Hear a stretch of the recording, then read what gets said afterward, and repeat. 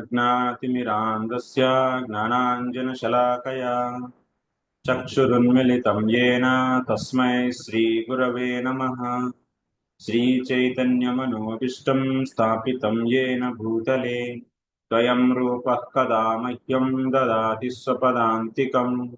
वन्देऽहं श्रीगुरो श्रीयुतपदकमलं श्रीगुरून् वैष्णवांश्च श्रीरूपं साग्रजातं सहगणरघुनाथान्वितं तं सजीवं साद्वैतं सावधूतं परिजनसहितं कृष्णचैतन्यदेवं श्रीराधा कृष्णपादान् सहगणललिता श्रीविशाखान्वितांश्च हे कृष्ण करुणा सिन्धो दीनबन्धो जगत्पते गोपेश गोपिका कान्ता राधा कान्त नमोऽस्तु ते।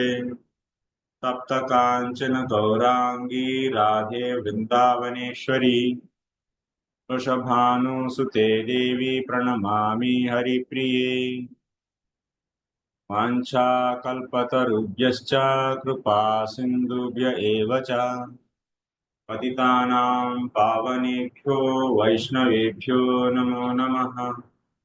नमो विष्णुपादाय कृष्णप्रेष्ठाय भूतले श्रीमते भक्तिवेदांत स्वामिन्निति नामिने। नमस्ते सारस्वते देवे गौरवाणी प्रचारिणे निर्विशेषा शून्यवादी पाश्चात्य देशतारिणे। जय श्री कृष्ण चैतन्य प्रभु नित्यानंद श्री अद्वैत गदाधर शिवासादि गौर भक्त वृंदा। हरे कृष्णा कृष्ण कृष्ण हरे हरे हरे राम राम राम हरे हरे। हरे कृष्णा। सभी भक्तों को स्वागत है आज की श्रीमद् भगवद गीता की कक्षा में। आज हम लोग पढ़ेंगे श्रीमद् भगवद गीता 18वां अध्याय। श्लोक संख्या कहाँ से पढ़ना है? 19। श्लोक संख्या 19 से। हरे कृष्ण प्रभु, धन्यवाद, प्रणाम। Thank you.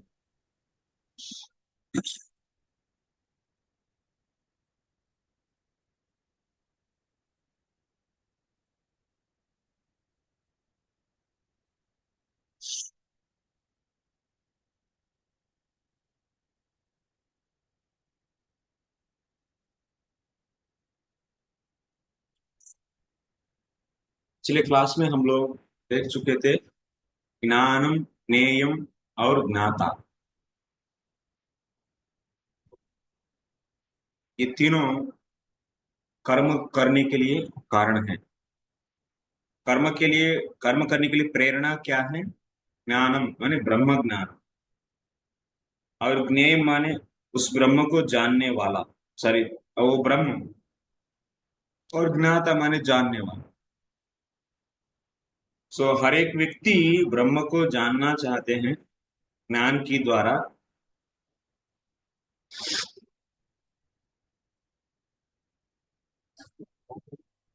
नहीं तो इधर दो प्रकार का बात हम लोग देख सकते हैं। ज्ञान माने ब्रह्म ज्ञान है, और ज्ञान माने और एक क्या है?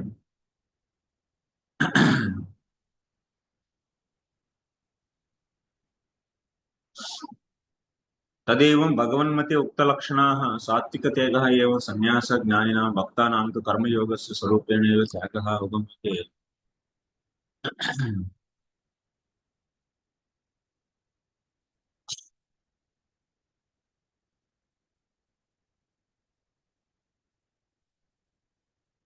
इधर ज्ञान माने देहाति व्यतिरिक्तस्य आत्मनः ज्ञानमेव ज्ञान माने।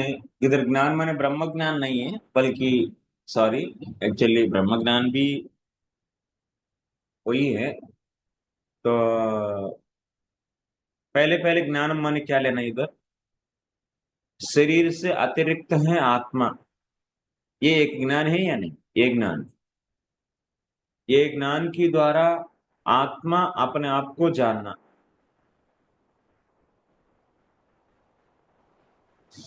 ज्ञान के द्वारा कौन किसको जानते हैं? आत्मा आत्मा को जानती है। इसीलिए जो भी जाना जा रहा है उसको ज्ञेय बोलते हैं, जो जानते हैं उसको ज्ञाता बोलते हैं, और जिसके द्वारा जान रहे हैं उसको ज्ञान बोलते हैं। इसीलिए ज्ञान कौन है, क्या है? शरीर से अलग है आत्मा। इस प्रकार की ज्ञान के द्वारा कौन जान रहे हैं? आत्मा जान रहे हैं। किसको जान रहे हैं? आत्मा को।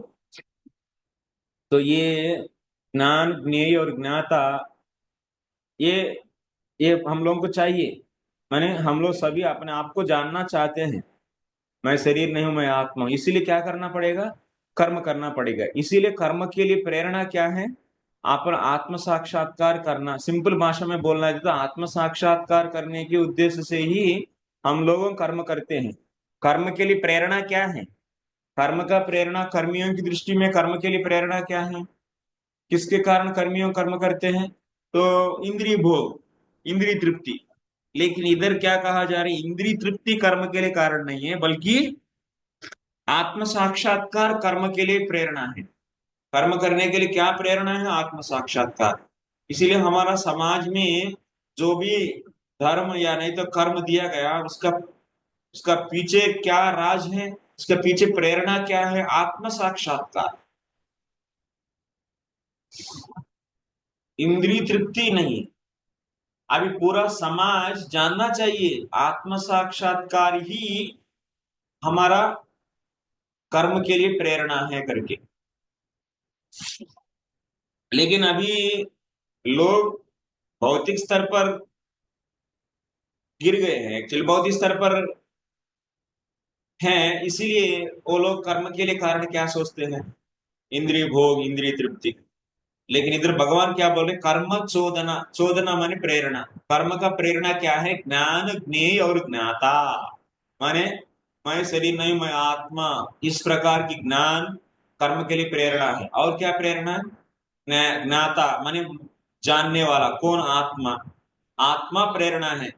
और किसको जानने के लिए? आत्मा को। आत्मा आत्मा को जानने है, जानना है। यही प्रेरणा है। किसके लिए? कर्म करने के लिए। आप कर्म क्यों करते हैं? इंद्रिय तृप्ति के लिए। सर्वसाधारण जन कर्म क्यों करते हैं? इंद्रिय तृप्ति के लिए। भगवान इधर क्या बोल रहे हैं? कर्म का प्रेरणा क्या होना चाहिए? तो मैं शरीर नहीं हूं, मैं आत्मा हूं, इस प्रकार जानना। ये ज्ञान की प्राप्ति के लिए हम कर्म करना है। इसीलिए कर्म का प्रेरणा क्या है? ज्ञान होता है। ठीक है।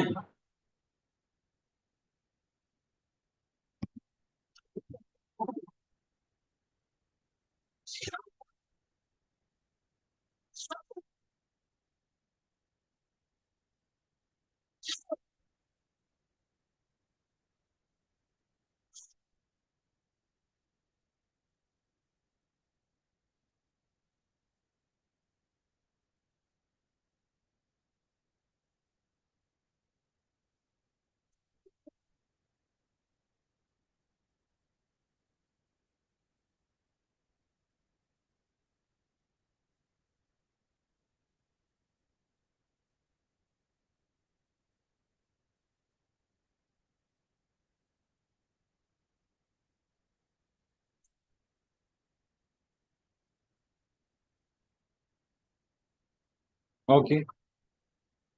माने वास्तव में कर्म के लिए प्रेरणा क्या होना चाहिए? ज्ञान, ज्ञेय और ज्ञाता। इसीलिए ज्ञान को कर्ण बोलते हैं, ज्ञेय को कर्म बोलते हैं। कर्म माने इधर कर्म क्या अर्थ क्या है? Subject object verb. इधर कर्म माने ऑब्जेक्ट। सो ज्ञेय ऑब्जेक्ट होगा। कर्ता क्या है? ज्ञाता कर्ता होता है। सब्जेक्ट ऑब्जेक्ट वर्ब होता है ना। इधर कर्म माने कर्म का दो अर्थ नहीं लेना है। कर्म माने सो जो कर्म है वो नहीं। कर्म माने इधर सेकंड लाइन में कर्म माने क्या है? ऑब्जेक्ट। कर्ता माने सब्जेक्ट, कर्ण माने इंस्ट्रूमेंट।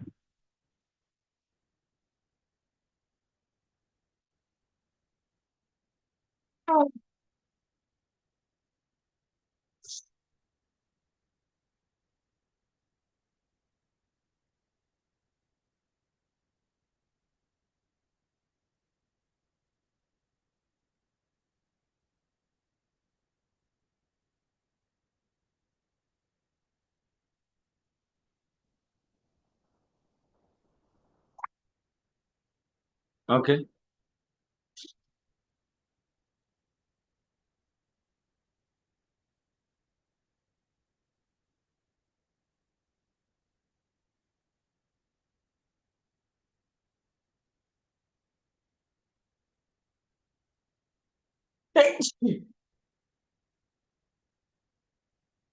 सॉरी।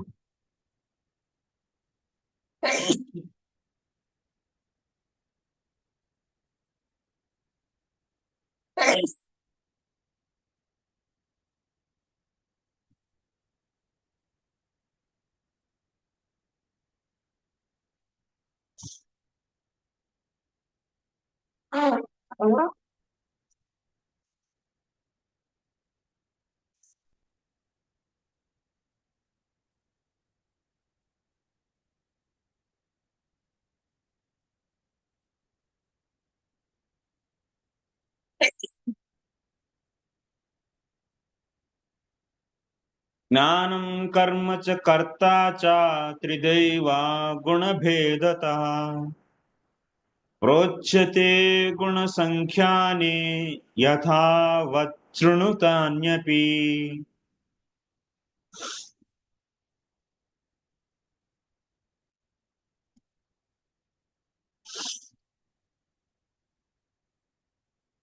प्रकृति के तीनों गुणों के अनुसार ही ज्ञान कर्म तथा कर्ता ये तीन तीन भेद होता है। एक्चुअली वास्तव में कर्म के लिए कोई कर्म कर रहा है, मैं उसके लिए प्रेरणा क्या होना चाहिए? मैं शरीर नहीं हूं, मैं आत्मा हूं, इस प्रकार की रियलाइजेशन ही प्रेरणा होना चाहिए। और उसके लिए उस प्रकार की रियलाइजेशन में कर्ता कौन होता है? आत्मा कर्ता होता है।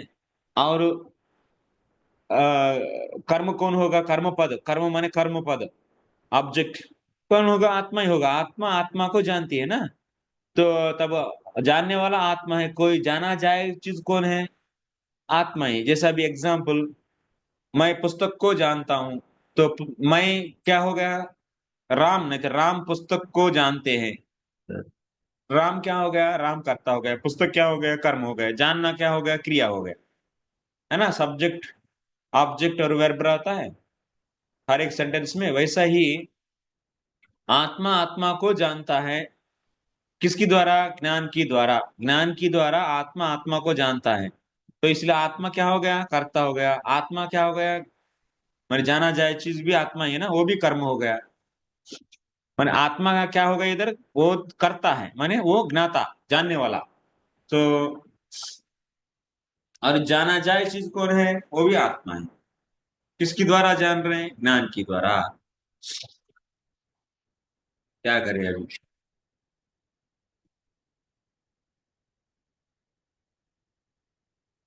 आप लोगों को समझ में आ रहे हैं?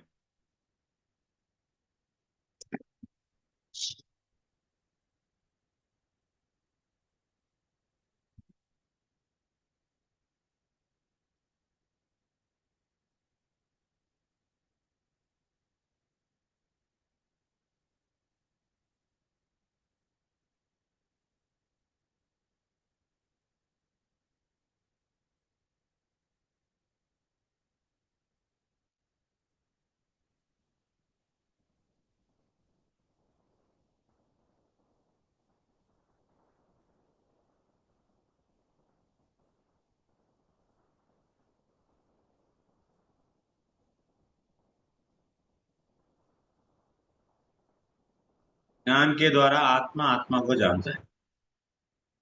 माने ये आत्मा क्या हो गया? जान रहे हैं ना, इसे जानने वाला क्या होगा? ज्ञाता। जो जाना जा रहा है वो क्या होगा? वो ज्ञेय। और किसके द्वारा जान रहे हैं? ज्ञान के द्वारा। इसीलिए ज्ञान क्या हो गया? ज्ञान क्या हो गया? वो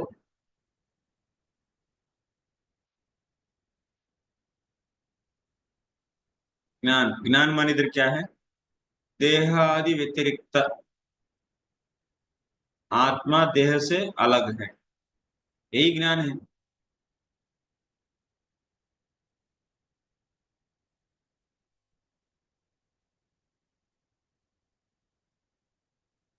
इस प्रकार के ज्ञान के द्वारा आत्मा आत्मा को जानता है। इसीलिए ये कैसे संभव होगा? आत्मा आत्मा को जानने के लिए क्या चाहिए, क्या करना चाहिए? निष्काम कर्मयोग करना है या नहीं? निष्काम कर्मयोग करना है। इसीलिए कर्म कर्म करने के लिए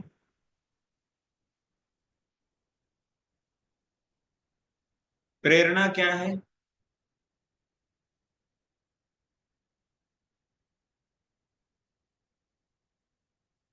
कर्म करने के लिए प्रेरणा क्या है? ये ज्ञान ही प्रेरणा है, ज्ञाता प्रेरणा है, ज्ञान। ओके। इसीलिए ज्ञान को क्या बोलते हैं? ज्ञान को कर्ण बोलते हैं, इंस्ट्रूमेंट।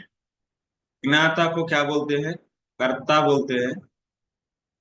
और ज्ञेय क्या है? कर्म।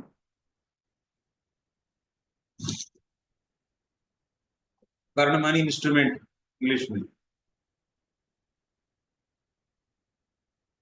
कर्ता माने सब्जेक्ट, कर्म माने ऑब्जेक्ट। ओके, ये सबको क्लियर है? ये चीज क्लियर है सबको?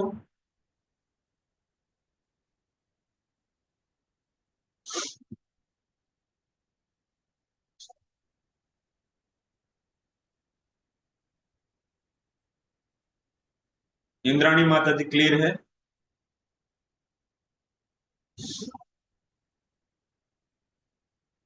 थोड़ा थोड़ा हुआ प्रभु जी।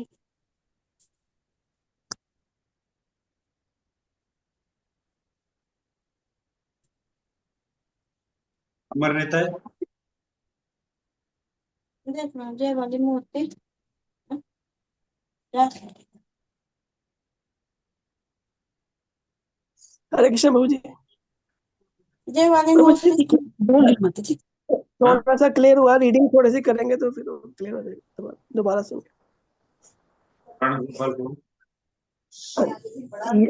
याद नहीं हरे हुआ, कृष्ण एक प्रभु जी। यस दोबारा प्रभु जी। सुनेंगे। हाँ, यस प्रभु जी। क्लियर। यस प्रभु जी। बोलिए क्या ज्ञान क्लियर ये हुआ? था। प्रभु जी आपने पिछले हफ्ते एक एग्जांपल दिया था, राम साइकिल से जंगल चलते हैं। हाँ, तो राम जो हुआ सब्जेक्ट हुआ, तो राम जो है वो करता है, हाँ, और साइकिल जो है वो है इंस्ट्रूमेंट जिसके द्वारा जा रहा है, और जंगल जो है वो उसका कर्म है जहां वो जा रहा है। यस। तो कर्म के करने के लिए प्रेरणा क्या है?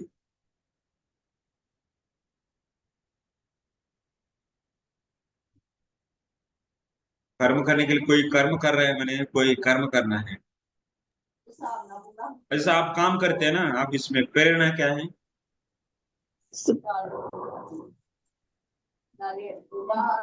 हरे कृष्ण प्रभु जी, जंगल जाना। हाँ जी। तो जो आत्म साक्षात्कार, कर्म करने के लिए आत्म साक्षात्कार प्रेरणा है। वो इस श्लोक में बोला जा रहा है, 18 श्लोक में कैसा बोला गया, बोली। इसे बोला गया है। हाँ, मैंने वो तो भगवान तो सीधा नहीं बोल रहे, ऐसा घुमा के बोल रहे।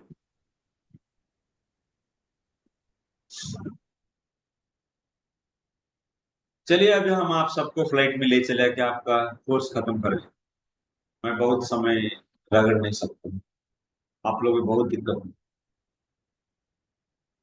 So now the time for, so we are going to take off our flight. So now the signal is there for the keep your belts. You should tighten your belts, seat belts. Okay, everyone, please tighten your seat belts. Checking should be done. अभी flight को अभी take off होने वाले हैं, इसलिए और मौसम भी सही नहीं है। So that's why no coffee, tea will be served. There is no questions will be allowed to ask. So that's why you all should make your seat belt very tight and be alert. एकदम flight में ले चले जाओ। अभी हम समझ लिया, मैं प्रयास कर करके फाइनली आप सब लोग मुझे हरा दिए। I understood, I am being defeated. Now the time for just go like anything. Janma karma jnanam karma cha karta cha tridaiva guna भेदतः प्रोच्यते गुण संख्याने यथावत् शृणुतान्यपि। प्रकृति के तीन गुणों के अनुसार ही ज्ञान कर्म तथा कर्ता के तीन तीन भेद हैं। अब तुम मुझसे इन्हें सुनो, इन्हें सुनो। जैसे कोई भी कर्म करने के लिए क्या कारण होता है? कोई भी कर्म करने के लिए क्या कारण है? कर्ण कर्ता माने ज्ञान ज्ञाता ज्ञेय माने क्या है? कर्ण कर्ता और कर्म कारण होता है। कर्म करने के लिए प्रेरणा क्या होता है? कर्ण कर्ता कर्म। उदाहरण के लिए निष्काम कर्म करने के लिए प्रेरणा क्या होता है? मैं शरीर नहीं हूं, मैं आत्मा हूं, इस प्रकार की ज्ञान प्रेरणा होता है। आत्मा प्रेरणा होता है माने मैं आत्मा बनना माने आत्मा करके रियलाइज करना चाहता हूं, मैं अपने आप को जानना चाहता हूं, ये प्रेरणा होता है। किसके लिए? निष्काम कर्म। लेकिन कुकर्म करने के लिए, कुकर्म करने के लिए यही यही ज्ञान प्रेरणा होगा क्या? मैं शरीर नहीं, मैं आत्मा हूं करके जानना, इस प्रकार की ज्ञान प्रेरणा होगा क्या? नहीं। माने कर्म हर वक्त निष्काम कर्म माने वो तो निष्काम कर्म एक प्रकार से ट्रांसेंडेंटल एक्टिविटी है। माने उसमें क्या करते हैं? कर्म करके भगवान को समर्पित करते हैं, आरोप सिद्धा भक्ति। तो लेकिन कर्म हर वक्त सो जो भी है कर्म करेंगे लोग,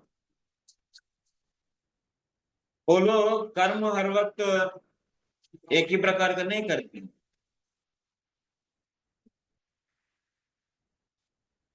ओके, कर्म भी तीनों गुणों के अनुसार अलग अलग होता है। प्रकृति की तीनों गुणों के अनुसार ज्ञान कर्म तथा कर्ता के तीन तीन भेद हैं। ये ज्ञान सॉरी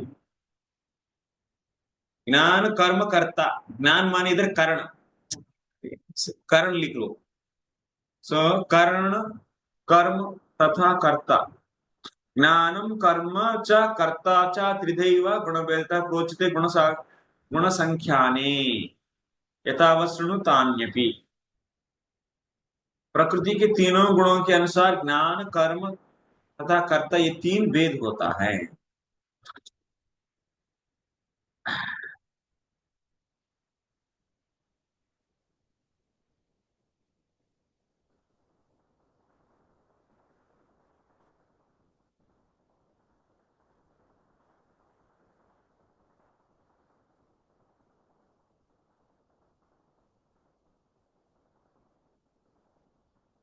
उसके बारे में अभी सुनेंगे।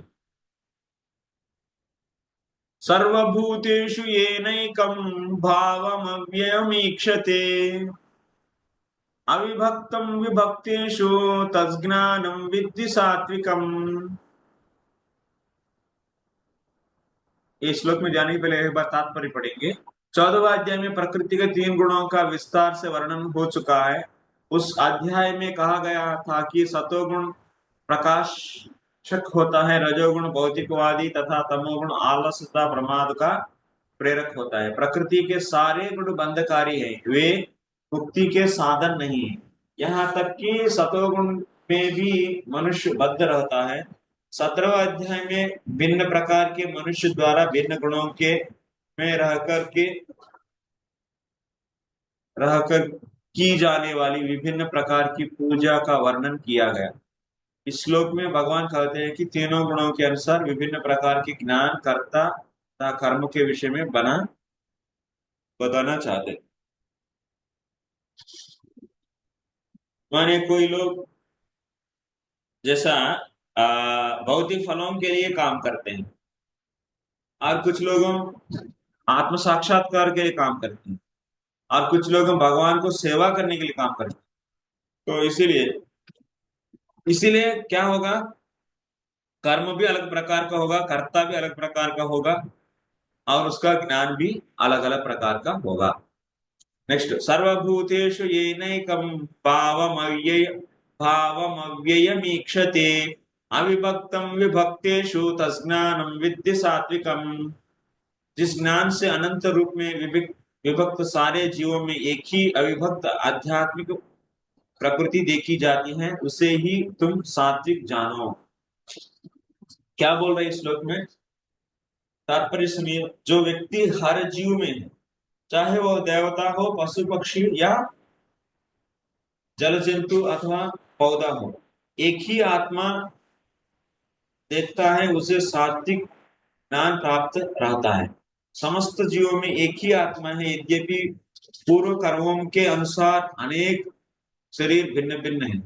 जैसा कि 7वें अध्याय में वर्णन हुआ है, प्रत्येक शरीर में जीवनी शक्ति की अभिव्यक्त परमेश्वर की परा प्रकृति के कारण होती है।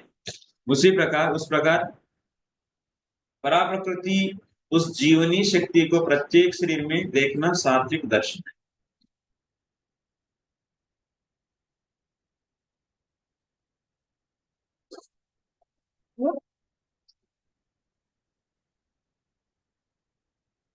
इधर क्या बोला जा रहा है?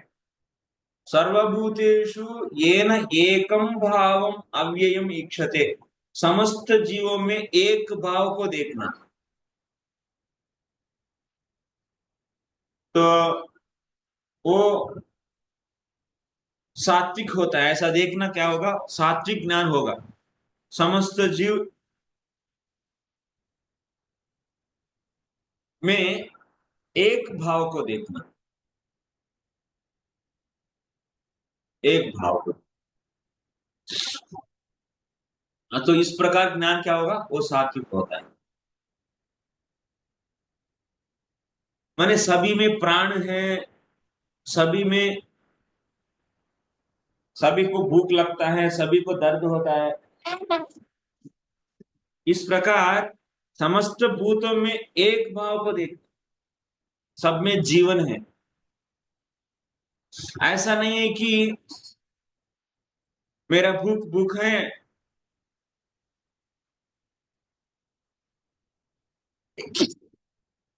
सामने वाला जीव का भूख को भूख नहीं मानते हो।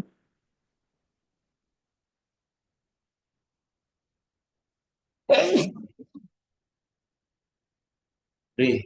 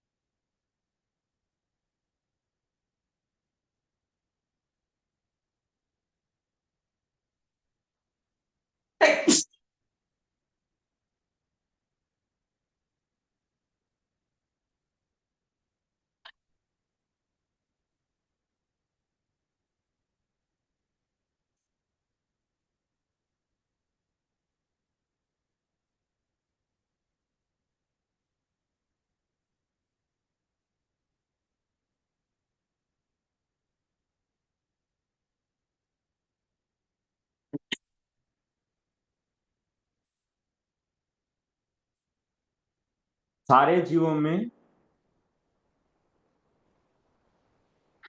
एकता को देखना। जैसा सभी में प्राण है, सब में भूख होता है, सबको दर्द होता है। इस प्रकार जैसे कुत्ता है, उसको देखते ही पत्थर लेके मारने की मन है। माने इसका अर्थ क्या है? उसको भी प्राण है, उसको भी दर्द होता है, उसको भी चोट लगता है पत्थर से। ऐसा भाव नहीं है इनके पास। तो वैसा व्यक्ति सत्वगुण में नहीं है। माने जो व्यक्ति एक भाव को देखते हैं,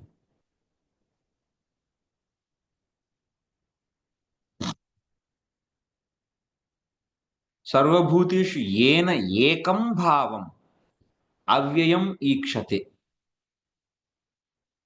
एकता, ये भौतिक रूप से बोल रहा हूं मैं, और आध्यात्मिक रूप से भी एकता।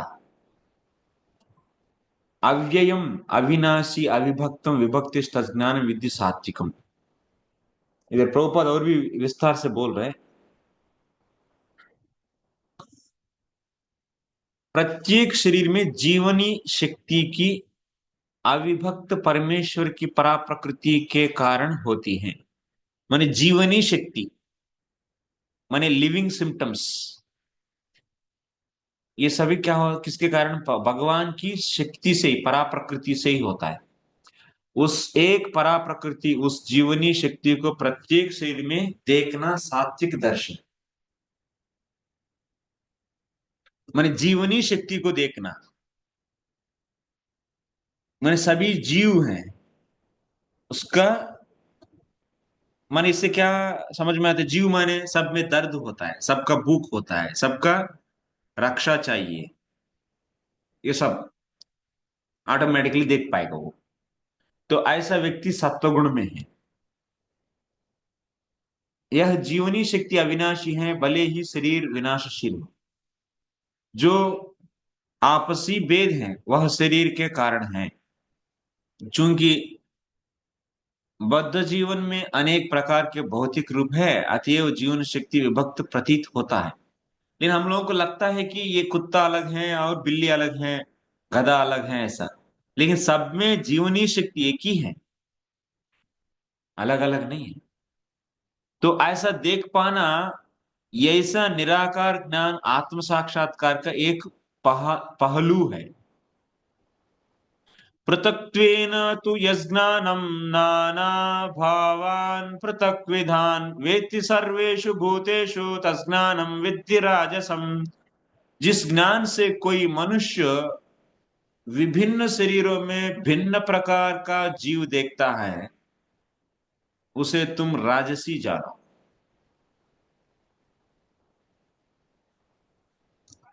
कुत्ता में कुत्तापन को देखते, लेकिन कुत्ता में, बिल्ली में, गधा में, और उनका घर की रहने वाली गाय में, और अपने में, और अपना पड़ोसी में, और अपना बच्चों में, सब में तो जीवनी शक्ति एक ही है।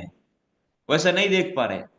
लेकिन ये मेरा बेटा है, ये अलग होता है, और ये कुत्ता है, ये अलग होता है।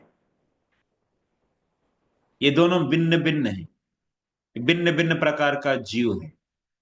तो ऐसा जो देखेगा वो राजसी है। तात्पर्य, यह धारणा कि भौतिक शरीर ही जीव है और शरीर के विनष्ट होने पर चेतना भी नष्ट हो जाती है, राजसी ज्ञान है।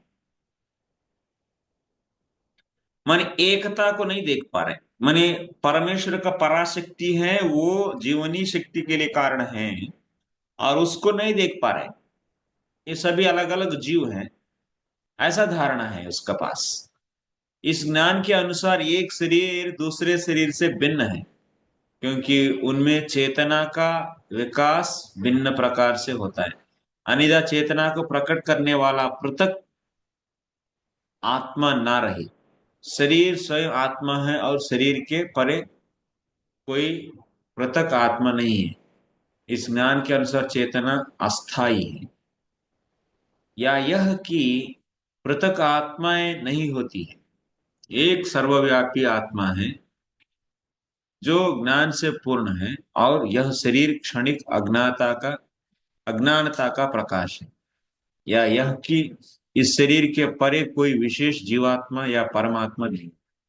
ये सब धारणाएं रजोगुण से उत्पन्न है। प्रभुपाद इधर लिखे हैं रजोगुण वाले क्या क्या सोचते हैं। क्या सोचते हैं? शरीर के परे कोई विशेष जीवात्मा या परमात्मा नहीं है, ऐसा सोचते हैं। और एक सर्वव्यापी आत्मा है जो ज्ञान से पूर्ण है, और यह शरीर क्षणिक और अज्ञात का प्रकाश है। ये भी है। माने पृथक पृथक आत्मा नहीं है, सभी एक ही आत्मा है। ये कौन है? ये मायावादी लोग देखते हैं ऐसा। एक ही चेतना है लेकिन शरीर अलग अलग है। लेकिन ये भी सही नहीं है। तो सभी रजोगुण वाले हैं। नेक्स्ट, यत्तु कृष्णवदेकस्मिन् कार्ये सक्तमहैतुकम् अतत्त्वार्धवदल्पं च तत्तामसमुदाहृतम्। और वह ज्ञान जिससे मनुष्य किसी एक प्रकार के कार्य को जो अति तुच्छ है सब कुछ मानकर सत्य को जाने बिना उसमें लिप्त रहता है, तामसी कहा जाता है। तामसी ज्ञान के बारे में कहा गया क्या है? कृष्णम कृष्णवद एकस्मिन कार्ये सक्तम अहैतुकम अतत्वार्धम अतत्वार्धवत अल्पम च तत्तामसम उदाहरण। तात्पर्य, सामान्य मनुष्य का ज्ञान सदैव तामसी होता है, क्योंकि प्रत्येक बद्ध जीव तमोगुण में ही उत्पन्न होता है। जो व्यक्ति प्रमाणों से या शास्त्रीय आदेशों के माध्यम से ज्ञान अर्जित नहीं करता, उसका ज्ञान शरीर तक ही सीमित रहता है। उसे शास्त्रों के आदेशानुसार कार्य करने की चिंता नहीं होती। उसके लिए धन ही ईश्वर है और ज्ञान का अर्थ शारीरिक आवश्यकताओं की तुष्टि है। ऐसा ज्ञान का परम सत्य से कोई संबंध नहीं होता। ऐसा तामसी लोग माने शरीर को ही मानते हैं। और ज्ञान माने क्या सोचते हैं कि ये शरीर को समझना ही ज्ञान है। एक हाथ है, पैर है, इसमें ये है, इसमें वो है। उन लोगों को इतना तक ही सीमित रहता है। लेकिन रजोगुण वाले एक ही आत्मा होता है, सब में अलग अलग आत्मा नहीं है। ऐसा थोड़ा सा ऊपर है तमोगुणी से, लेकिन सही नहीं है। वो लोग सही नहीं जान रहे।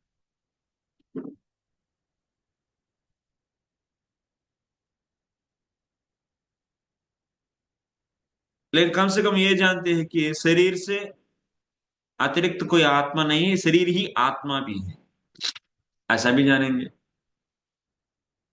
नहीं तो जीवात्मा और परमात्मा को अलग अलग है करके नहीं जान पाएगा। माने वास्तव से थोड़ा सा गलत है। राजोगुण वाले गलत तरीका, गलत रूप में जानते हैं वास्तविकता को। उससे भी घटिया है तामसी वाले।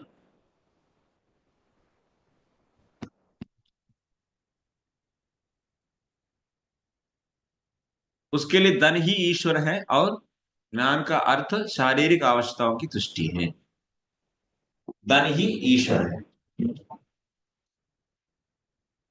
बहुत कुछ ऐसे ज्ञान का परम सत्य से कोई संबंध नहीं होता। यह बहुत कुछ साधारण पशुओं के ज्ञान तथा खाने, सोने, रक्षा करने तथा मैथुन करने का ज्ञान जैसा है। इन लोगों के यही ज्ञान रहता है। नेक्स्ट, नियतम संगरहितम अरात् निहितम संगरहितमराद्वेषतः कृतम् अफल प्रेप्स्न कर्म यत्तत् सात्विकमुच्यते। जो कर्म नियमित है और जो आसक्ति, राग या द्वेष से रहित कर्मफल की चाह के बिना किया जाता है, वह सात्विक फल होता है। अभी ज्ञान के बारे में बोले हैं और कर्म के बारे में बोल रहे हैं और कर्ता के बारे में भी बोले। अब ज्ञान के बारे में 3 प्रकार ज्ञान हो गया। अभी कर्म के बारे में बोल रहे हैं। जो कर्म नियमित है और जो आसक्ति, राग या द्वेष से रहित कर्म और द्वेष से रहित कर्मफल की चाह के बिना किया जाता है, वो कर्म सात्विक कर्म है। ये तो आप लोग जानते हैं। वो निष्काम कर्मयोग, निष्काम कर्मयोग सात्विक कर्म ही है, लेकिन उसमें जो भगवद अर्पण है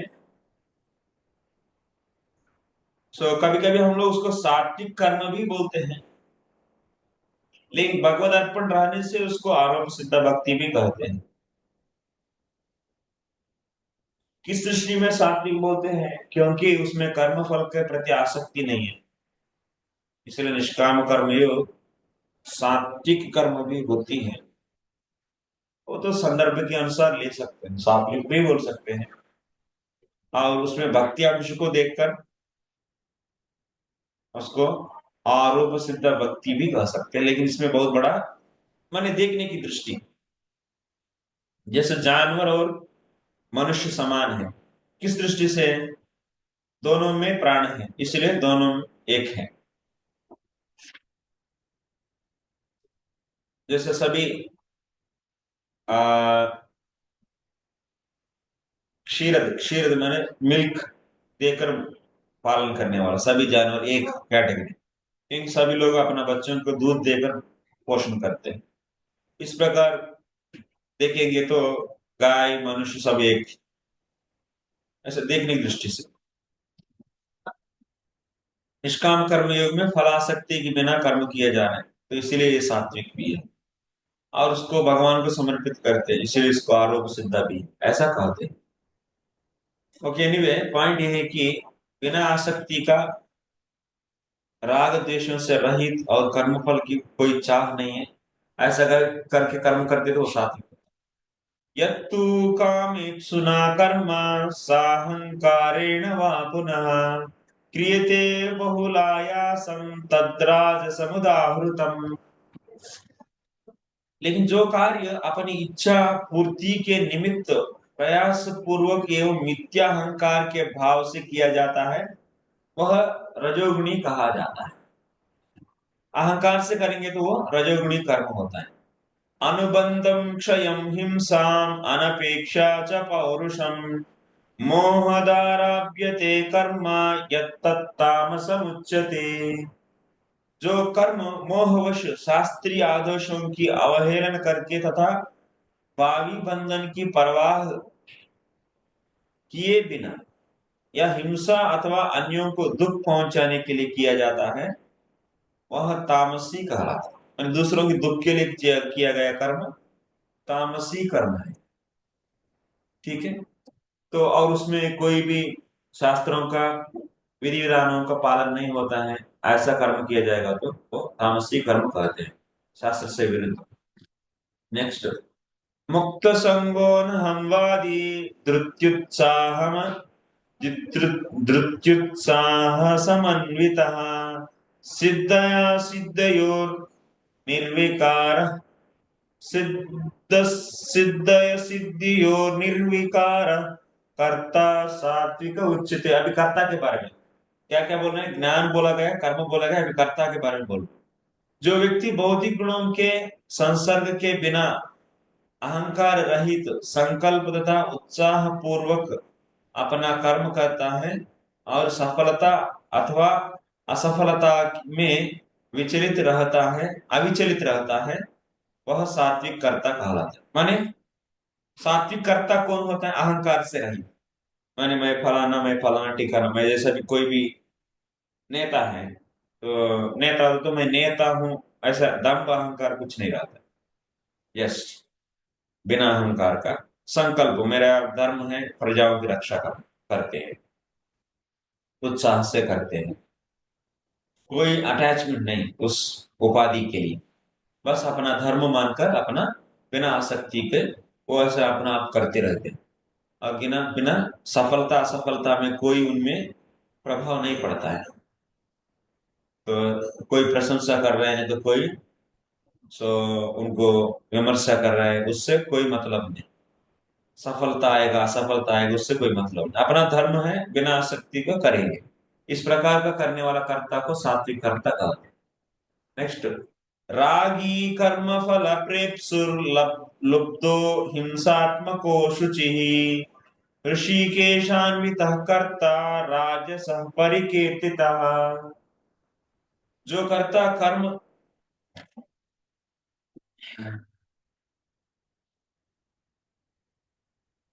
ये सभी ज्ञान सुनने से क्या होगा? जो आप लोग हमारा डायग्राम में देखेंगे,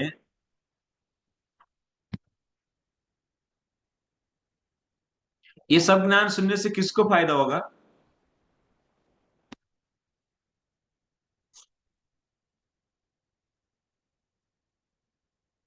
हाँ, जो भी है इधर कर्मी है, कर्मी जब ज्ञानियों के संग में आते ही निष्काम कर्मयोग पकड़ना है उनको। इसीलिए उनको निष्काम कर्मयोग पकड़ाने के लिए उनको बाकी भी समझाना पड़ता है, राजस कर्म क्या होता है, सात्विक कर्म क्या होता है। निष्काम कर्म सात्विक कर्म होगा। सो इसलिए अभी तक वो तो राज फलों की आसक्ति से कर्म कर रहे हैं, कर्मी माने फलों की आसक्ति से कर्म कर रहे हैं। और उनको बोलना चाहिए, उनको ज्ञान देना है, ये सभी अभी तक तुम राजस कर्म कर रहे हैं, राजसी कर्म। और आप इसलिए राजसी करता है, और आपके पास राजसम ज्ञानम है आपके पास। और नहीं तो तामसी करता है, नहीं तो तामस ज्ञान है, ये सब छोड़ दो। निष्काम कर्मयोग पकड़ो करके उन लोगों के लिए ज्ञान बहुत आवश्यक है। अभी जो 18वां अध्याय में बोल रहे हैं, इधर का निष्काम कर्मयोग में स्टेबल होने के लिए उन लोगों को ये सभी ज्ञान बहुत फायदा देती है।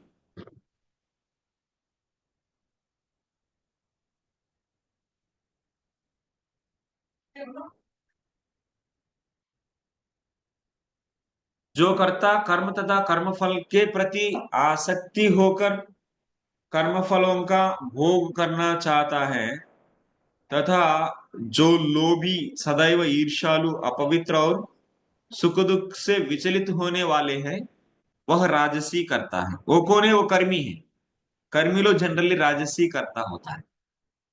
लाभ आने से खुशी हो जाएंगे, नष्ट नुकसान आने से दुखी हो जाएंगे, इस प्रकार कर्मफल के प्रति बहुत आसक्ति रहता है, ईर्ष्यालु होते हैं। ये तो आप जानते हैं। मनुष्य सदैव किसी कार्य के प्रति या फल के प्रति इसलिए अत्यधिक आसक्त रहता है क्योंकि वह भौतिक पदार्थों, घर बार, पत्नी तथा पुत्र के प्रति अत्यधिक अनुरक्त होता है। ऐसे व्यक्ति जीवन में ऊपर उठने की आकांक्षा नहीं रखता। वह इस संसार को यथासंभव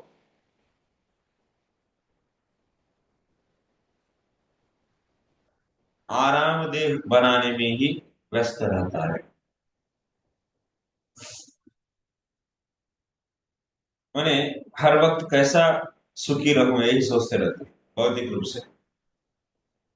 सामान्यतः वह अत्यंत लोभी भी होता है और सोचता है कि उसके द्वारा प्राप्त की गई प्रत्येक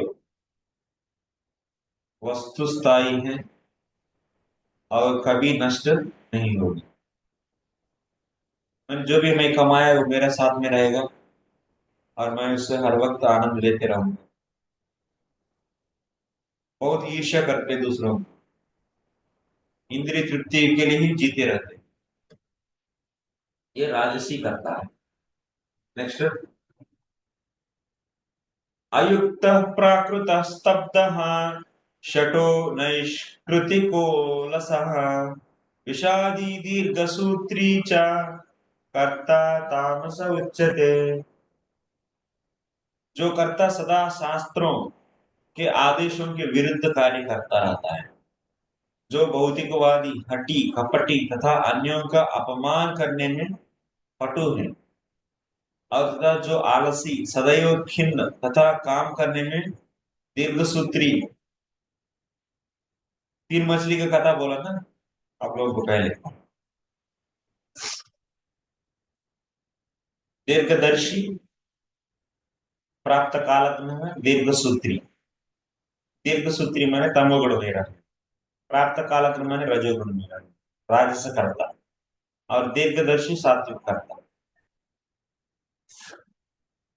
माने दीर्घसूत्री माने अर्थ क्या है? आने वाले विपत्ति को पहले से जान नहीं पाएगा।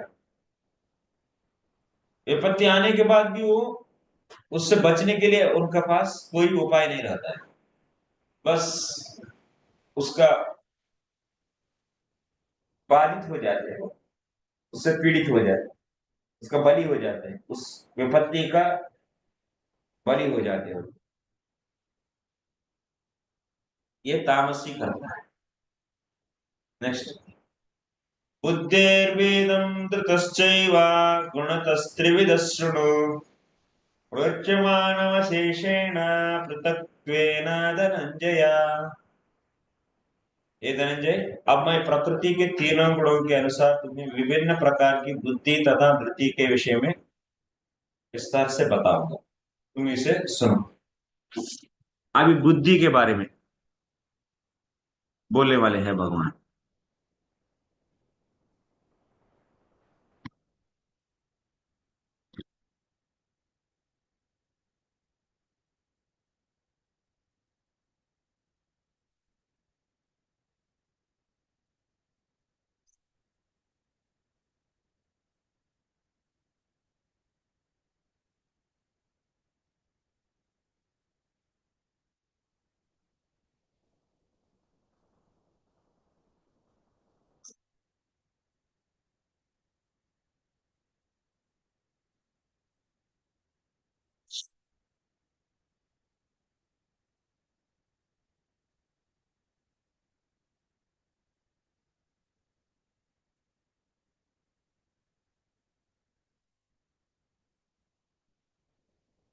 सो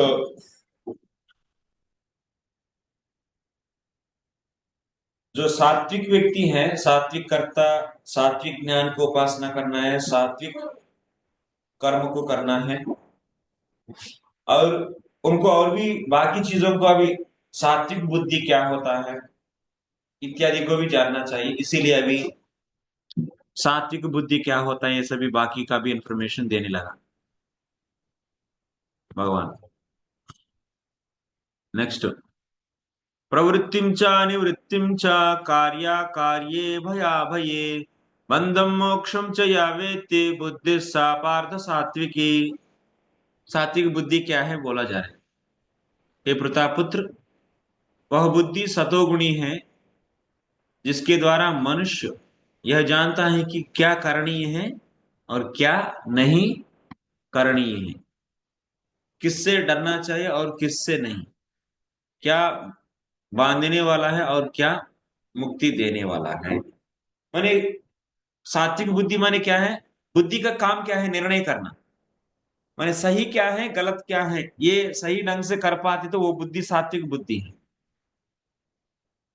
बुद्धि का काम है निर्णय करना, सही को सही बोलना और गलत को गलत बोलने में समर्थ है, तो उसको बुद्धि को सात्विक बुद्धि बोलते हैं। नेक्स्ट, यथा धर्मम अधर्मम च कार्यम च कार्यमेव च अयथावत प्रजानाति बुद्धि सा पार्थ राजसी।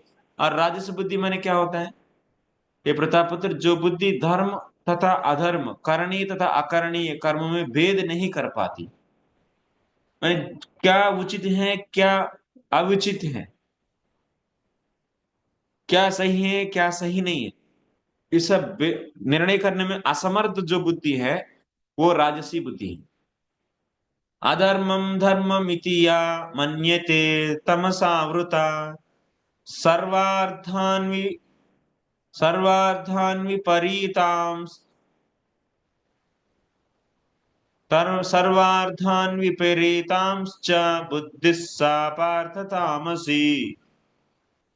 जो बुद्धि मोह तथा अंधकार के वशीभूत होकर अधर्म को धर्म तथा धर्म को अधर्म मानती है और सदैव विपरीत दिशा में प्रयत्न करती है, वह तामसी। राशि वाले क्या सही क्या गलत ये बोल नहीं पाएगा, लेकिन तामसी बुद्धि माने जो सही है उसको गलत समझना, गलत है तो उसको सही समझना, ये तामसी है और भी घटिया। ऐसा बुद्धि तामसी बुद्धि, सही को गलत और गलत को सही निर्णय करती है ना जो बुद्धि, उसको तामसी बुद्धि बोलते हैं। नेक्स्ट श्लोक, धृत्यायया धारयते मनः प्राणेन्द्रिय क्रिया योगेनाव्यभिचारिण्या धृतिः सा पार्थ सात्विकी।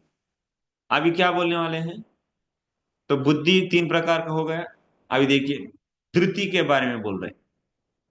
धृति माने संकल्प, सात्विक संकल्प, राजसिक संकल्प, तामसिक संकल्प के बारे में सुनेंगे।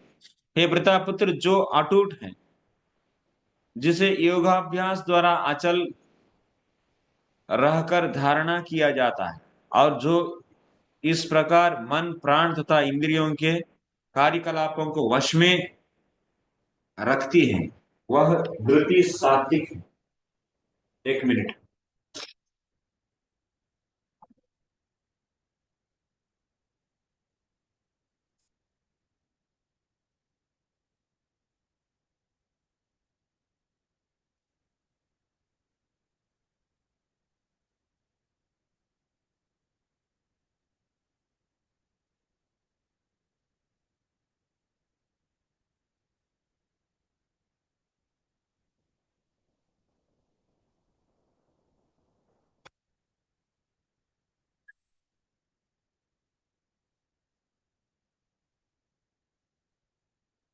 सात्विक बुद्धि क्या होता है?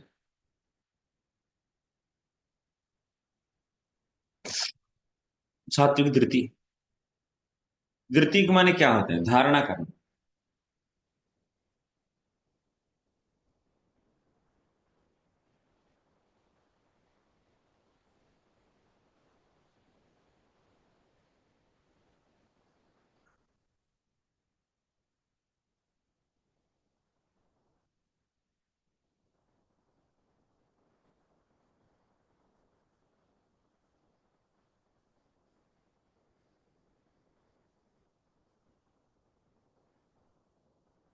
धृति का तीन प्रकार। धृत्या यया धारयति मनः प्राणेन्द्रिय क्रिया योगेन अव्यभिचारिण्य।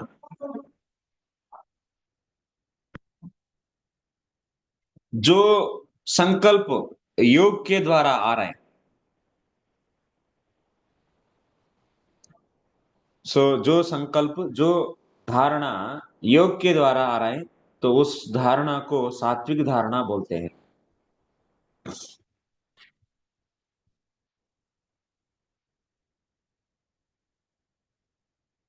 धृति माने धारणा, संकल्प, संकल्प। योग द्वारा जो भी संकल्प किया जाता है, वह संकल्प सात्विक संकल्प होता है। तात्पर्य पढ़ेंगे। योग परमात्मा को जानने का साधन है। जो व्यक्ति मन, प्राण तथा इंद्रियों को परमात्मा में एकाग्र करके दृढ़ता पूर्वक उनमें स्थित रहता है, वह कृष्ण भावना में तत्पर रहता है। माने योग के द्वारा संकल्प, इसका अर्थ ये है, मन, बुद्धि और इंद्रियों का जो भी कार्यकलाप है, उन सबको योग की द्वारा क्या है, नियंत्रण में रख लेते हैं। उस प्रकार की उसके पीछे जो भी संकल्प है, वो सात्विक संकल्प है। Okay, next. यया तु धर्म कामार्थान धृत्या धारयते अर्जुन प्रसंगेन फलाकांक्षी धृति सा पार्थ राजसी। योग के लिए जो भी संकल्प होता है, वो माने योग माने भगवान को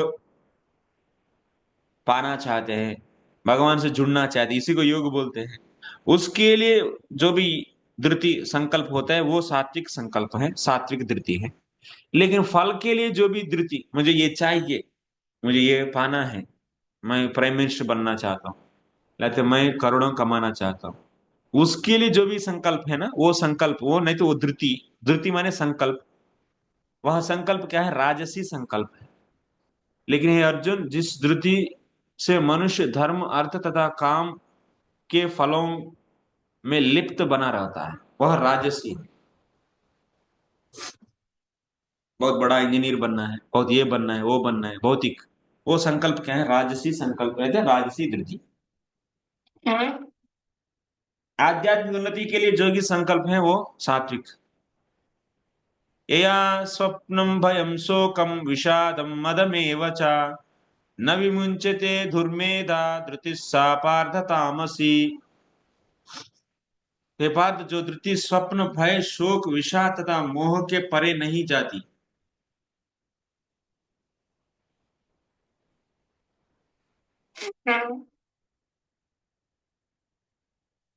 फलकांक्षा के लिए जो भी संकल्प है, मुझे ये पाना है इसीलिए संकल्प ले लिया, तो वो संकल्प राजसी होती है। मोह के कारण जो भी संकल्प होता है, तो वो संकल्प क्या होता है, तामसी संकल्प है। भय के कारण, मोह के कारण इत्यादि सो के कारण जो भी संकल्प होता है वो तामसी संकल्प। तात्पर्य, इससे यह अर्थ नहीं निकलना चाहिए कि सतोगुणी मनुष्य स्वप्न नहीं देखता। यहाँ पर स्वप्न का अर्थ अति निद्रा है। स्वप्न सदा आता है, चाहे वह सात्विक हो, राजसी या तामसी। स्वप्न को प्राकृतिक घटना है, लेकिन जो अपने को अधिक सोने से नहीं बचा पाता, जो भौतिक वस्तुओं को भोगने के गर्व से नहीं बच पाता,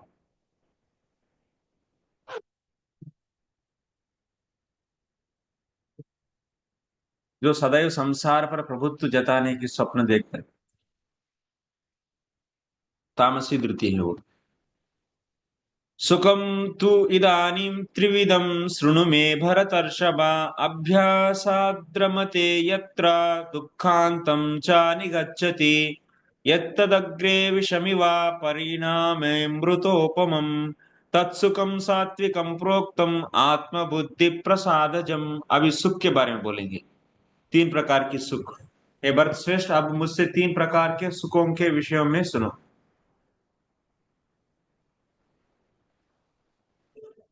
जिनके द्वारा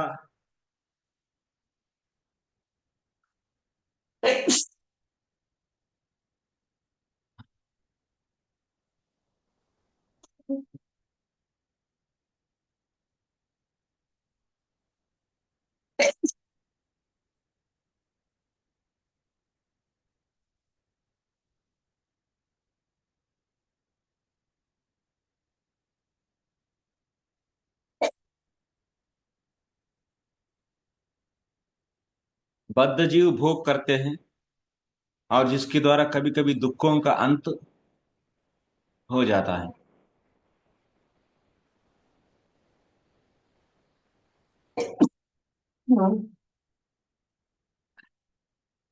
जो प्रारंभ में विष जैसा लगता है, लेकिन अंत में अमृत के समान।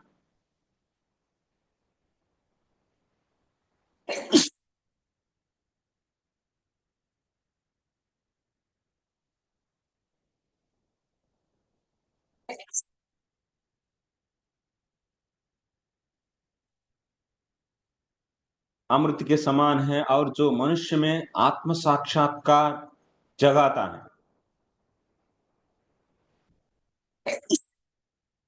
है। ये मुझे हराना चाहती है।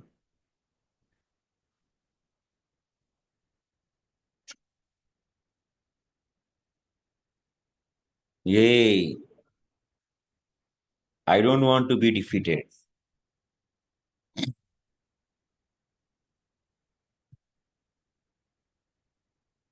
हम्म 2 मिनट रुकिए आप लोग।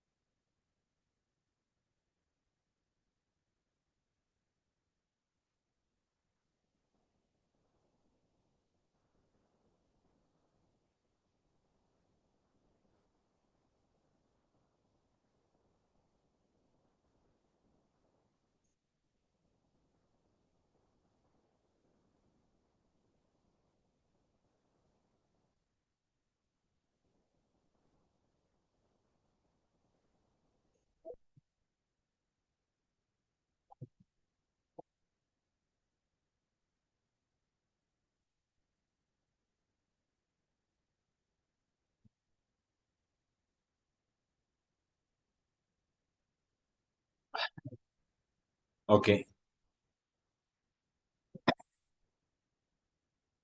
अभी 3 प्रकार की सुखों के बारे में हम लोग पढ़ेंगे। मैंने जो प्रारंभ में विष जैसा लगता है लेकिन अंत में अमृत के समान है,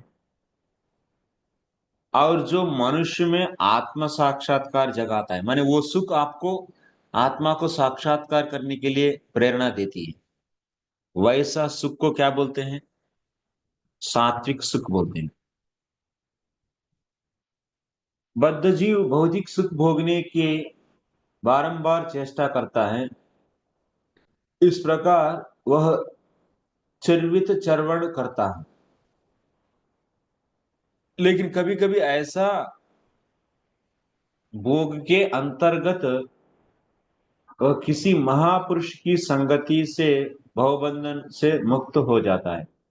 दूसरे शब्दों में बद्ध जीव सदा ही किसी न किसी इंद्रिय तृप्ति में लगा रहता है, लेकिन जब सुसंगति से यह समझ लेता है कि यह तो एक ही वस्तु की पुनरावृत्ति है और उसे वास्तविक कृष्णभान अमृत को उदय होता है।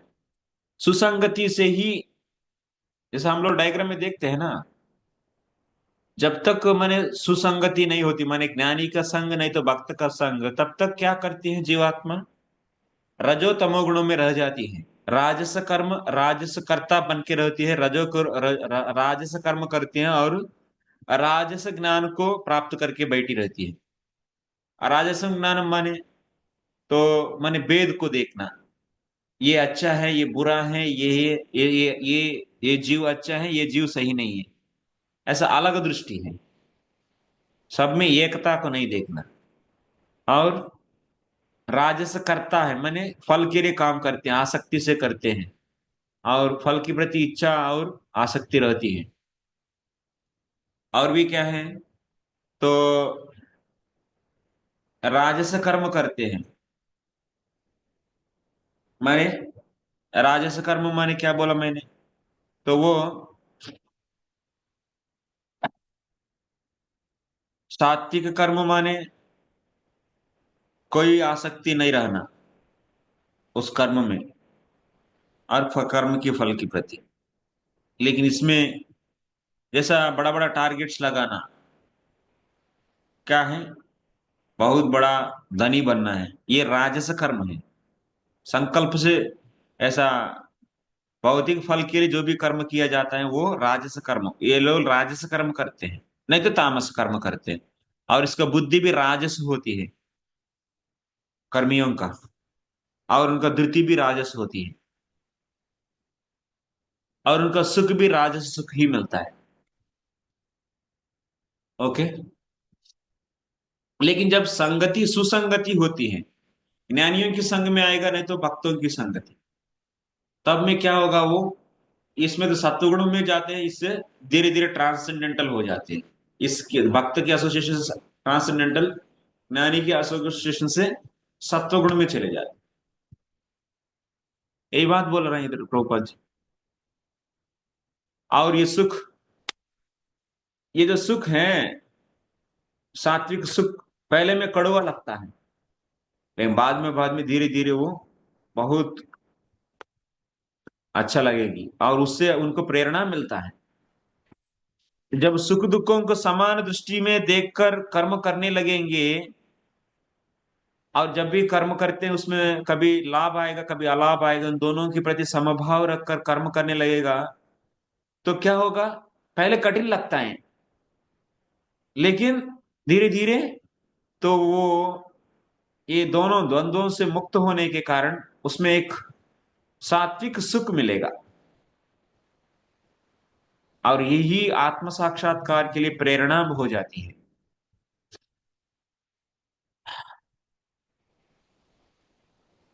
नेक्स्ट, विषयेन्द्रिय संयोगात् यत्तदग्रे मृतोपमम् परिणामे विषमिवा तत्सुखम राजसं स्मृतम्। ये सुख क्या है? राजस सुख है। जो सुख इंद्रियों द्वारा उनके विषयों के संसर्ग से प्राप्त होता है और प्रारंभ में अमृत तुल्य तथा अंत में विष तुल्य लगता है, वह राजस सुख कहलाता है, वह रजोगुणी कहलाता है।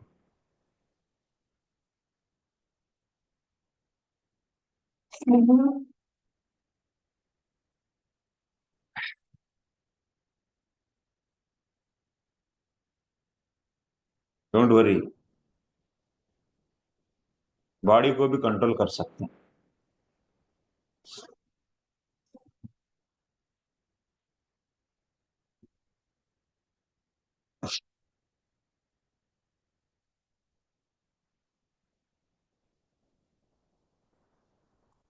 इसमें क्या होता है, राज सुख में वो आता कैसा, सात्विक सुख कब आएगा, जब द्वंद्वों से आप ऊपर जाएंगे, उससे जो भी मिलेगा वो सात्विक सुख है।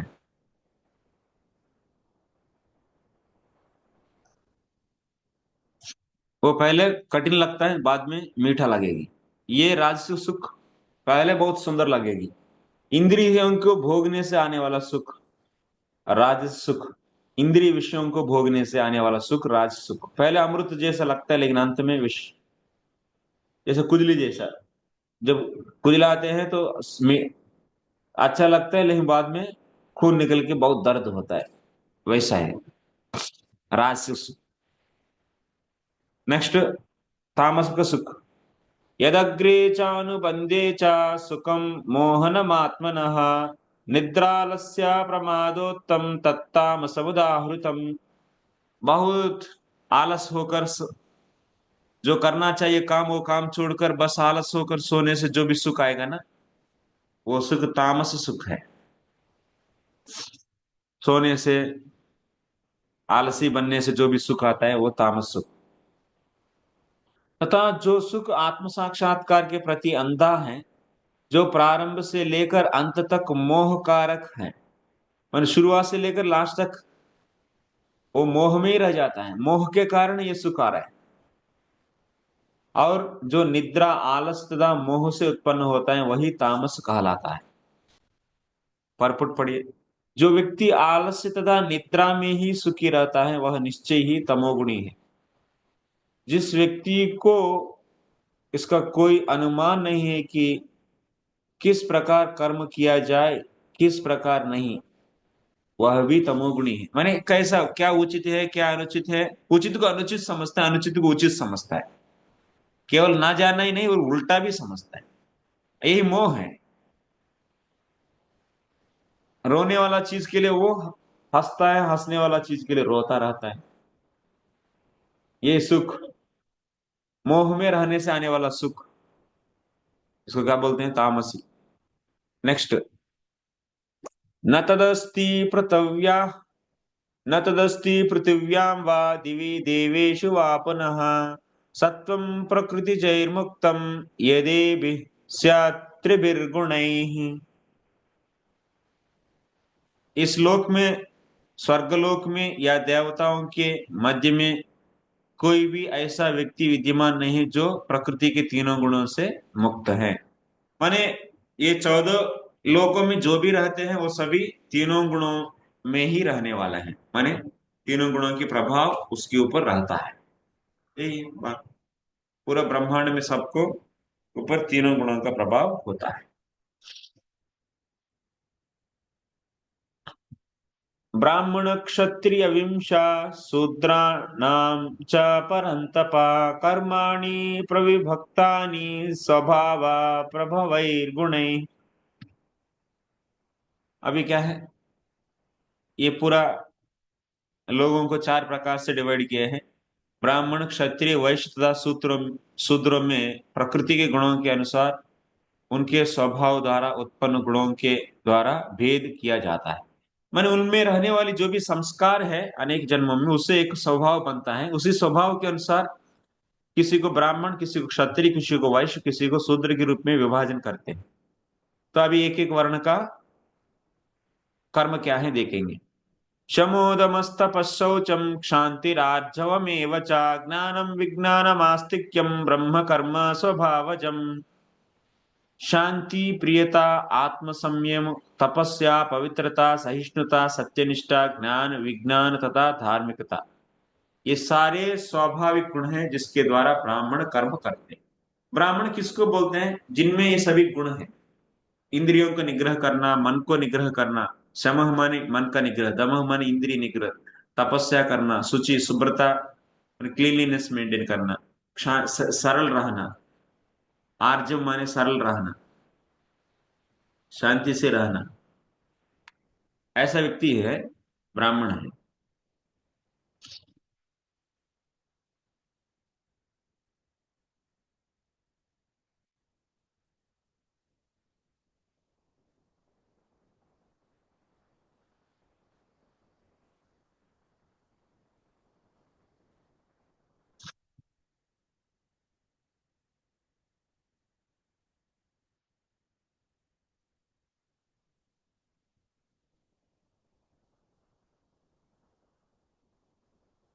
तत्र सत्वप्रधानानां ब्राह्मणानां स्वाभिमानि कर्माण्यः शमः म्हणजे अतीन्द्रिय निग्रह, अंतरिंद्रिय निग्रह, दमः मान से बाह्येंद्रिय निग्रह, शमः माने मन बुद्धि चित्त इन सबका निग्रह, तमः माने आंख कान नाक त्वचा इन सबका निग्रह बाह्य इंद्रियों, तपः माने शारीरिक।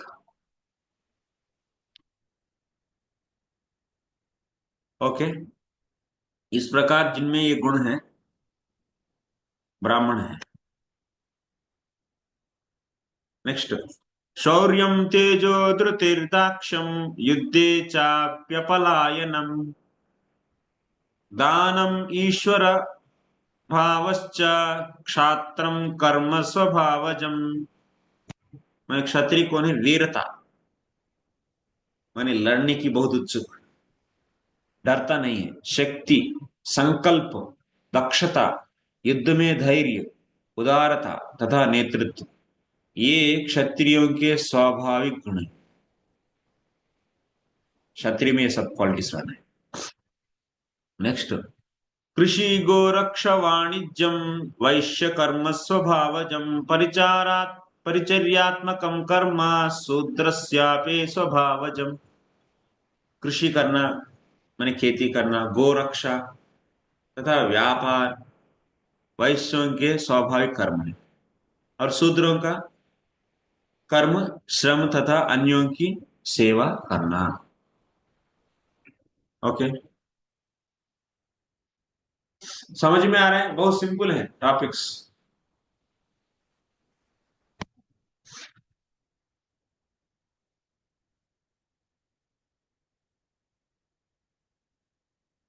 किसी कोई डाउट्स?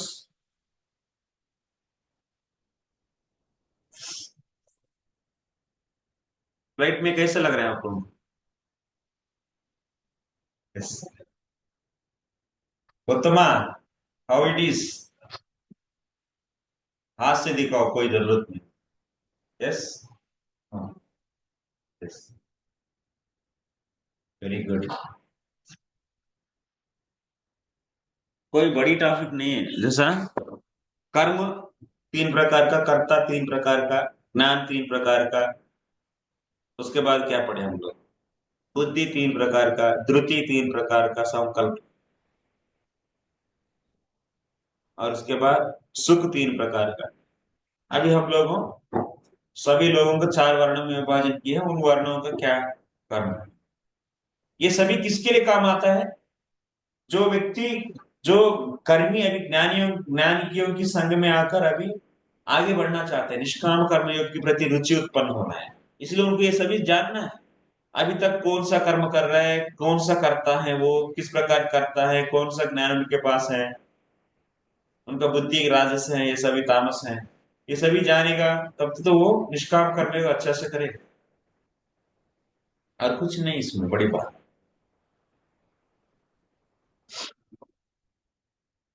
किसी कोई क्वेश्चंस?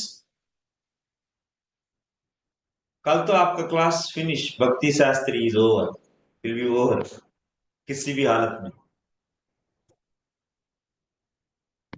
मैं फिक्स कर लिया आप लोगों को कल रिलीज करने। स्वे स्वे कर्मण्य विरतः संसिद्धिं लभते नरः स्वकर्म निरतः सिद्धिं यथा विन्दति तच्छृणु। अपने अपने कर्म के गुणों का पालन करते हुए प्रत्येक व्यक्ति सिद्ध हो सकता है। अब तुम मुझसे सुनो कि यह किस प्रकार किया जा सकता है। भगवान क्या बोल रहे हैं? भगवान बोलते हैं कि निष्काम कर्मयोग करने वाला भी क्या करना है, अपना अपना वर्ण के अनुसार काम करना है। जैसे इधर भी भक्त के संग में आया कर्मी भी अपना अपना वर्णों के अनुसार कर्म करना है। वो भी सात्विक कर्म क्या होता है, सात्विक ज्ञान क्या होता है, सात्विक कर्ता कौन है, और सात्विक सुख क्या होता है, सात्विक बुद्धि क्या होता है, सात्विक धृति संकल्प क्या होता है, ये भी जानना चाहिए इसको भी। क्योंकि जब तक शुद्ध भक्ति में प्रवेश नहीं करते तब तक सत्वगुण का भी ये पोषण करेगा। ये भी पोषण करना माने सत्वगुण का भी उपासना करेगा, वो अपने सत्वगुण को मेंटेन करने के प्रयास करेगा। इससे क्या होगा, वो जल्द से जल्दी भक्ति शास्त्रों को समझ के दृढ़ श्रद्धा को बना के शुद्ध भक्ति में प्रवेश कर सकता है। इसीलिए सत्वगुण का ये भी उपासना करते। तो अभी इसलिए सब जानना है। अभी सुनो आप लोगों, क्या बोला जा रहा है।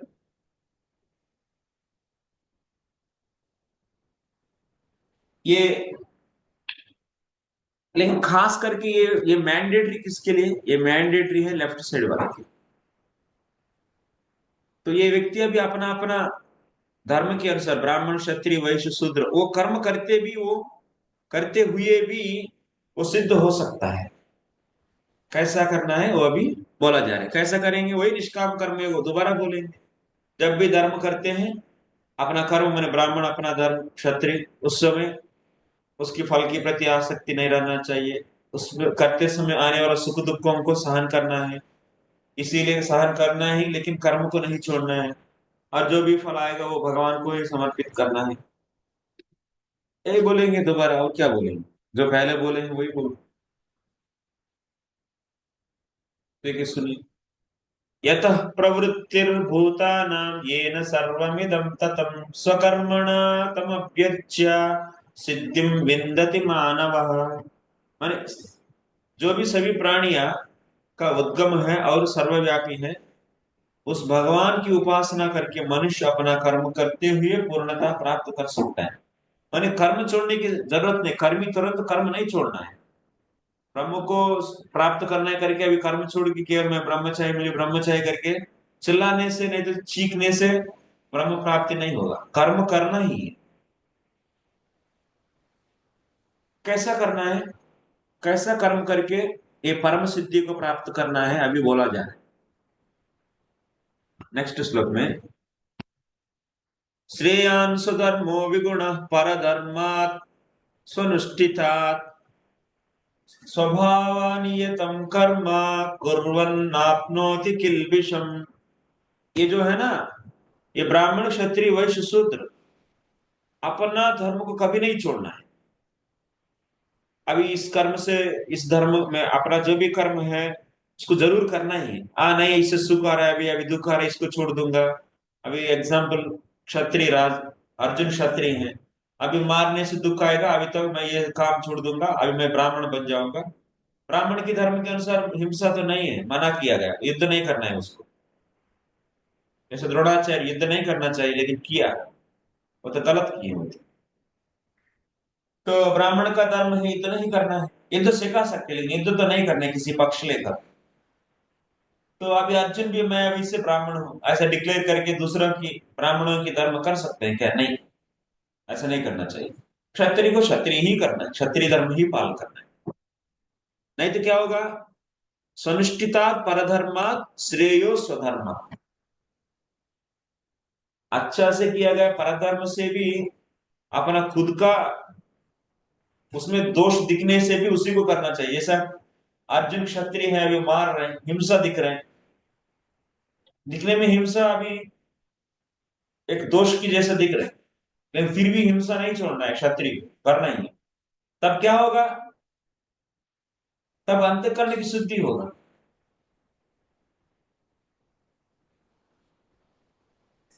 जैसा अभी हमारा सोसाइटी में भी हम लोग अपना अपना धर्म को पालन करना चाहिए। जैसा प्रभुपाद जी चाहते हैं हर एक मंदिर का भक्तों को ये 4 वर्णों में ट्रेनिंग देना है और उसको वही धर्म ऐसा ही करना है। ब्राह्मणों के लिए ब्राह्मण धर्म, क्षत्रिय के लिए क्षत्रिय, वैश्य के लिए वैश्य, शूद्र के लिए शूद्र।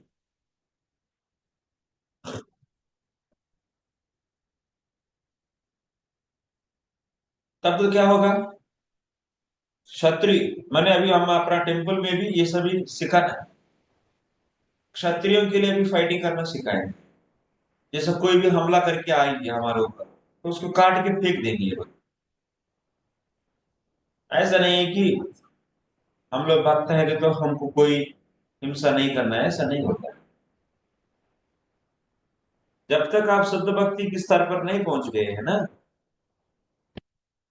जब तक इसमें पहुंचे नहीं, तब तक आप दैव और नश्वर में तो युद्ध करना ही। वैसे इन लोगों को भी अपना धर्म को नहीं छोड़ सकते। हम लोग क्या करते हैं, सोसाइटी को वर्णाश्रम में विभाजन किए ही नहीं। हम लोग सोचते हैं कि जगाई मदाई है, चैतन्य महाप्रभु, तो नित्यानंद प्रभु क्षमा किए। नित्यानंद प्रभु बहुत कृपालु है, वैसा हम लोग भी उन्हीं को फॉलो करना है। कितना भी हिंसा करो उसको हम लोग क्षमा करना है। ये सब फालतू फिलॉसफी सिखाते हैं। क्यों फालतू? तो क्या, तो नित्यानंद प्रभु की जैसे हम लोग क्षमा करना फालतू है क्या? ये सब वेणुगोपाल इतना फटाक से क्यों बोल रहे हैं फालतू? देखो भाई, जहां जिसको अप्लाई करना है उसी को अप्लाई करना। कोई भी एक व्यक्ति आपका भक्तों को आके मार रहे हैं और आप अपना क्षत्रिय धर्म को निभा रहे हैं आप, तो उसको क्या करना चाहिए? आप उस क्षत्रिय धर्म को फॉलो करना है। जब आप शुद्ध भक्ति की स्तर पर आ गया तब तो आपको कोई गुणों से, सभी उपाधियों से मुक्त हो गए, तब तो आपको कोई लेना देना नहीं। लेकिन फिर भी दूसरों के एग्जाम्पल सेट करने के लिए आपको करना ही पड़ेगा। तो ये क्षमा करना अलग बात है, धर्म को फॉलो करना अलग बात है। ऐसा तो अर्जुन के सामने भीष्मदेव है, वो तो शुद्ध भक्त नहीं है क्या? जगाए मदद तो कम से कम तो वो लोग दुष्ट हैं। ये तो इधर शुद्ध भक्त को भी मारा गया। विष्णुदेव भी महाजनों में विष्णुदेव का नाम है या नहीं? 12 महाजनों में विष्णुदेव का नाम है ना? तो विष्णुदेव को अर्जुन मारे या नहीं? मारे नहीं? मारे। दुर्योधन को क्षमा करने के लिए बोले हैं क्या भगवान? दुर्योधन तो जगाए मदा से थोड़ा सा अच्छा ही है ना? अच्छा है या नहीं? तो अच्छा ही है थोड़ा। हाँ अच्छा है वो, अपना प्रजा को बहुत अच्छे से देखभाल करते हैं।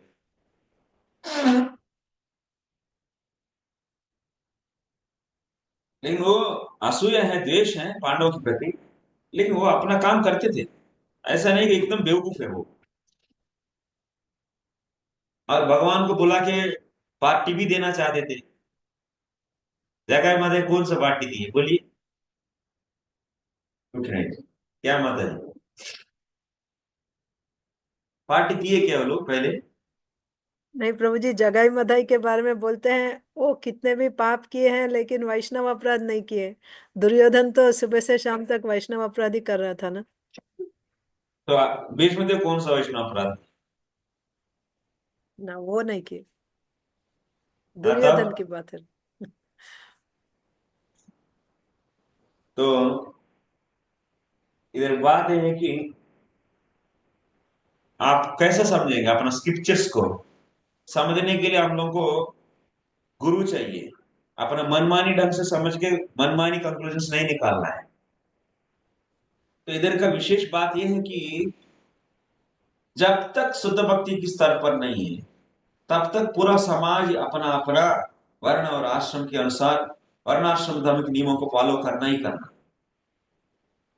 इसलिए समाज को 4 वर्णों में विभाजन करना चाहिए, वो सभी लोग अपना अपना धर्म को फॉलो करेंगे। अर्जुन का स्थिति यही है, वो तो क्षत्रिय है और अपना धर्म को निभाना ही। अर्जुन तो शुद्ध भक्त होते हुए भी अभी हम लोग रिप्रेजेंट कर रहे हैं।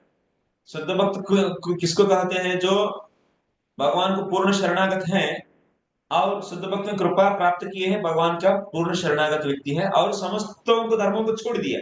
अभी वो अपने आप को क्षत्रिय करके नहीं मान रहे, सर्वधर्म एकदम 100% फॉलो कर रहे हैं। उस व्यक्ति को बोलते हैं शुद्ध भक्ति के स्तर पे रहने वाला व्यक्ति। वो व्यक्ति अभी सबको क्षमा कर देगा। वो सभी उपाधियों से बाहर निकल गए, वो साधु है।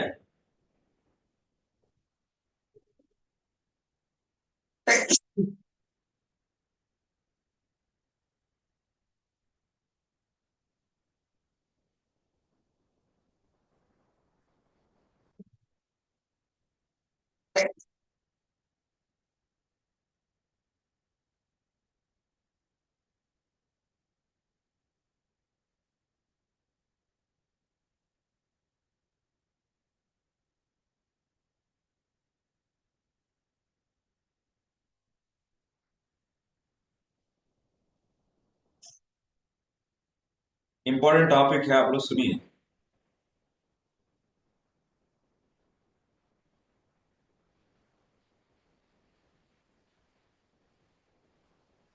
तो शुद्ध भक्ति किस स्तर पर रहेंगे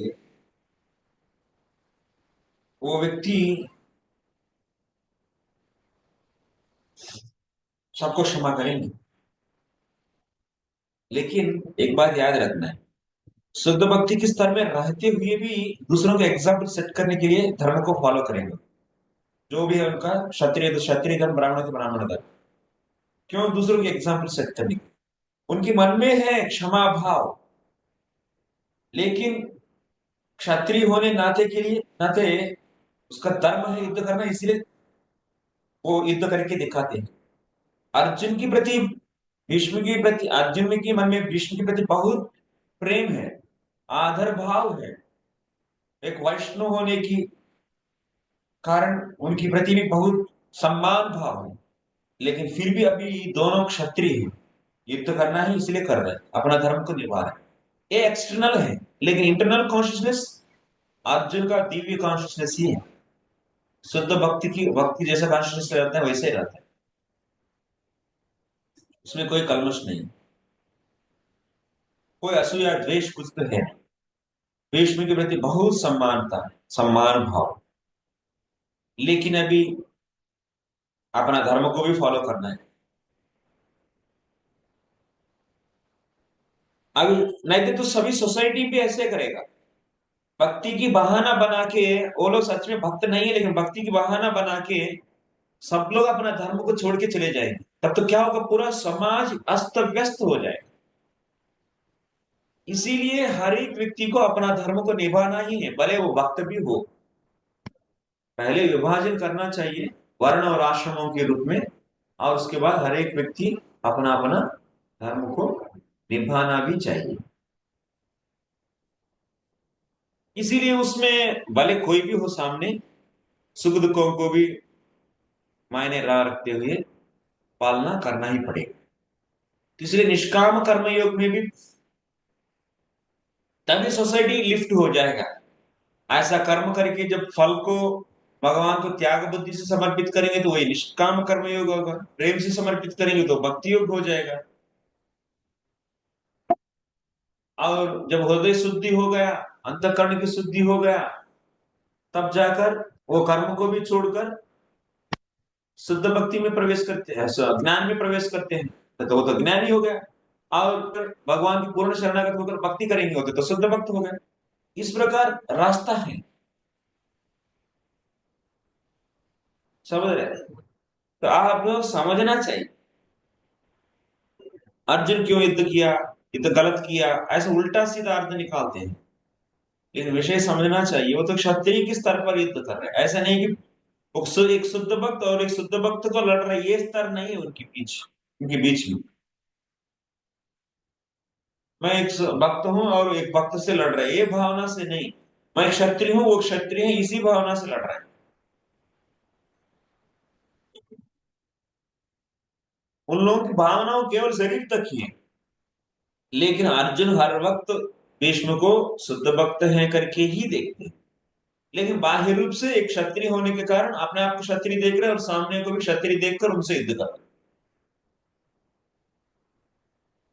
और अर्जुन के लिए कोई आसक्ति नहीं है, ऐसा नहीं कि इस भीष्म को मार के मैं राज्य को भोगूंगा। कोई फल के प्रति आसक्ति नहीं। जो भी है भगवान की संतुष्टि के लिए दे देते हैं, और युद्ध भी भगवान की संतुष्टि के लिए कर रहे हैं, क्योंकि भगवान तो धर्म दिए हैं, इसीलिए धर्म के लिए कर रहे हैं। लेकिन वो निरंतर युद्ध करते समय भी भगवान का ही चिंतन कर रहे हैं, भगवान का ही स्मरण कर रहे हैं। और आंतरिक रूप से अर्जुन भी भीष्म में भक्तपन को ही देख रहे हैं। इसीलिए ये दोनों को आप ढंग से समझना है, दोनों को मिलाना नहीं चाहिए, खिचड़ी नहीं बनाना है। ठीक है, उल्टा सीधा अप्लाई नहीं करना इन सबको। जो भी बात करेंगे तो किस स्तर पर बात कर रहे हैं बोलना पड़ेगा। किसी को आप बोलेंगे क्षमा करना है, हाँ क्षमा करेंगे। जैसे आपका मंदिर में चोरी किए एक वक्त, क्षमा करेंगे। लेकिन वैसा दूसरे लोग भी ना करें, इसलिए उसको दंड भी देंगे। एक ऐसा होता है, क्षमा करना भी है और दंड भी देना है। एक भक्त है और भक्त होने के कारण भक्त के लिए क्षमा दिया जाता है। लेकिन वो तो पूर्ण शरणागत भक्त है, तो चोरी क्यों करेगा, करेगा नहीं। वो तो अभी भी पूर्ण शरणागत भक्त है नहीं, अभी भी प्रयास में है, लेकिन गुणों के प्रभाव में आकर चोरी की। तो इसीलिए उनको दंड देना ही चाहिए। लेकिन उनकी भक्ति की वृद्धि के लिए आप अनुकूल वातावरण भी देना चाहिए, लेकिन दंड भी देना चाहिए। दो एस्पेक्ट से, एंगल से आप ट्रीट करना चाहिए। समझ में आ रहा है नहीं? अभी भगवान क्या बोलने वाले हैं, ऐसा भी चार वर्णों के बारे में बोले, उनका बोलने के बाद उनका उनका धर्म क्या होता है बोलने के बाद, और उस कर्म करते हुए भी वो लोग परम प्राप्ति को पा सकते हैं। ये कैसा होगा, अभी देखिए कैसा होगा। माने निष्काम कर्म योग करने से होगा। माने जो भी धर्म है निष्काम भावना से करना। भक्ति को और कर्म को मिलाइए मत आप। अपने वृत्तिपरक कार्य को करना चाहिए, वह कितना ही त्रुटिपूर्व ढंग से क्यों ना किया जाए, अन्य किसी के कार्य को स्वीकार करने और अच्छी प्रकार करने की अपेक्षा अधिक श्रेष्ठ है। अपने स्वभाव के अनुसार निर्दिष्ट कर्म कभी भी पाप से प्रभावित नहीं होते। ब्राह्मण क्षत्रिय वैश्य शूद्र अपना अपना धर्म को करना ही है, उसमें कितना भी दोष है। ऐसा है कि बोलेंगे वैश्य मैं खेती करते तो कई जीव मार जाता है मेरे पैर के नीचे कुचल के, मैं खेती नहीं कर सकता, ऐसा नहीं बोल सकते आप। आपको तो अपना धर्म को करना ही पड़ेगा।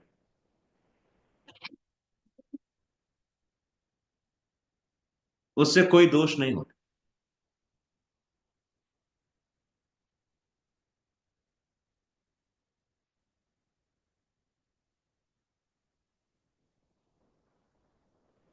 दूसरों को काम नहीं करना है। करने से क्या होगा, इंद्रिय तृप्ति आ जाएगा।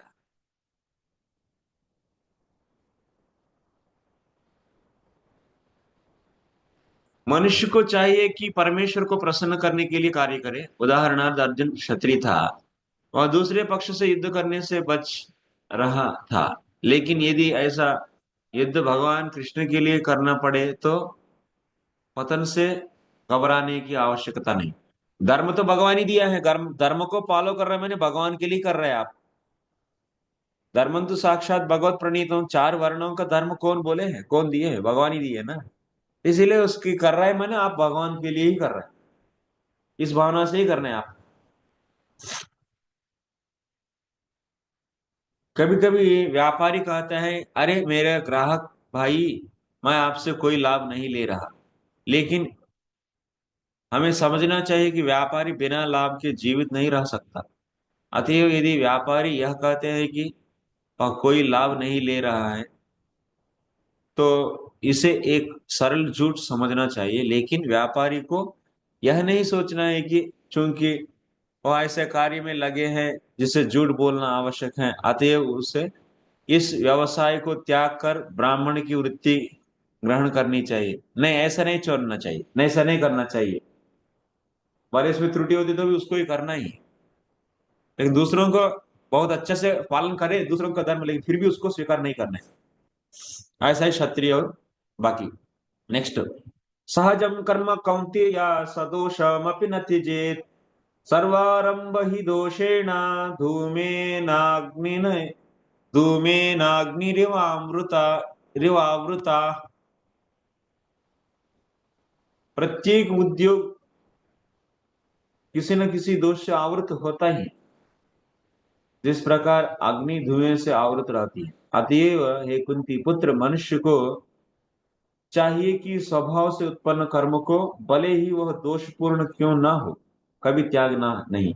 मैंने आपकी स्वभाव है क्षत्रिय है, इससे क्या होगा, बहुत लोगों को मारना पड़ता है उस धर्म को पालन करते समय, लेकिन फिर भी उसको देख के आप रुकना नहीं चाहिए, आप अपने धर्म को पालन करना ही है। नेक्स्ट, असक्त बुद्धि सर्वत्र जितात्मा विगत स्पृह नैष्कर्म्य सिद्धिम पराम संन्यासेनाधिगच्छति। अब असली पॉइंट आ रहा है। मैंने भगवान ये फिक्स किया कि अपना धर्म को छोड़ना नहीं चाहिए। क्या बोल रहा हूं, जो आत्म संयमी तथा अनासक्त है एवं जो समस्त भौतिक भोगों की परवाह नहीं करता, वह संन्यास के अभ्यास द्वारा कर्मफल से मुक्ति की सर्वोच्च सिद्ध अवस्था प्राप्त कर सकता है। तो कर्म करते समय कैसे करना है, अनासक्त होकर कर्म करना है। माने कोई भी फल की इच्छा नहीं है, भोगने की इच्छा नहीं रहना है, उसको त्याग करना है। इस प्रकार त्याग बुद्धि से जब कर्म करेंगे तो क्या होगा,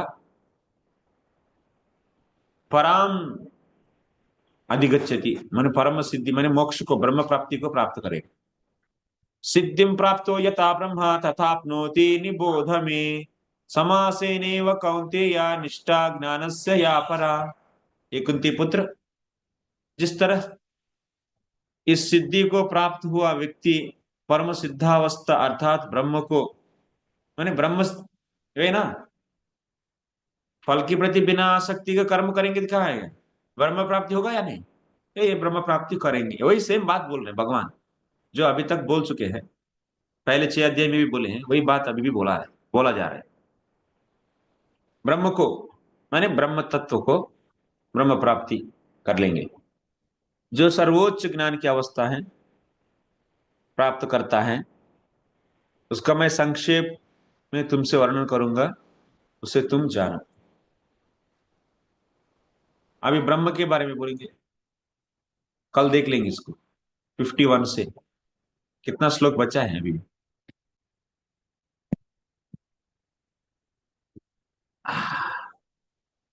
ओहो बहुत दूर चले गए। 78। Any questions? कल भी 28 श्लोक ले जाऊंगा आप लोगों को, चिंता मत करिए। Any questions? Thank you very much. Srila Prabhupada की जय। 3 मिनट जल्दी भी छोड़ रहा हूँ, 2 मिनट। कितना लाभ है देखिए आपको, ऐसा टीचर अच्छा लगता है या नहीं?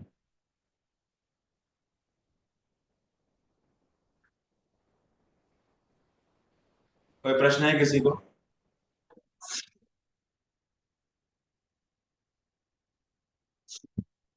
मैं किसी को होस्ट बना के चले जाऊंगा, मैं होस्ट हूँ।